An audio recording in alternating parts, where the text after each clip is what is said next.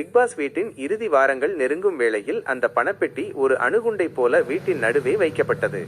அதுவரை அமைதியாக இருந்த போட்டியாளர்களுக்குள் ஒரு பெரிய புயல் கிளம்பியது.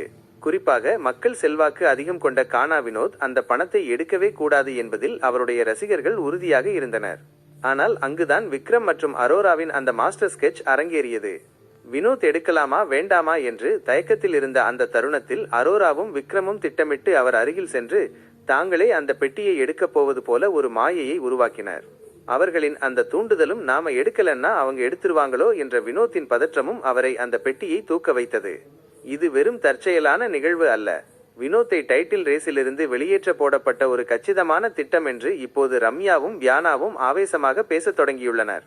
வினோத் வெளியேறிய அந்த நிமிடம் பிக் பாஸ் வீடே கண்ணீரில் மூழ்கியது.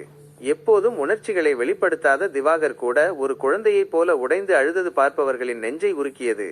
ஆனால் மறுபுறம் சாண்ட்ரா போன்றவர்கள் வினோத்தின் முடிவை பார்த்து சிரித்ததாக கூறப்படும் தகவல் இந்த விளையாட்டில் மனிதாபிமானத்தை விட தந்திரங்களே மேலோங்கி நிற்கிறதோ என்ற கேள்வியை எழுப்புகிறது.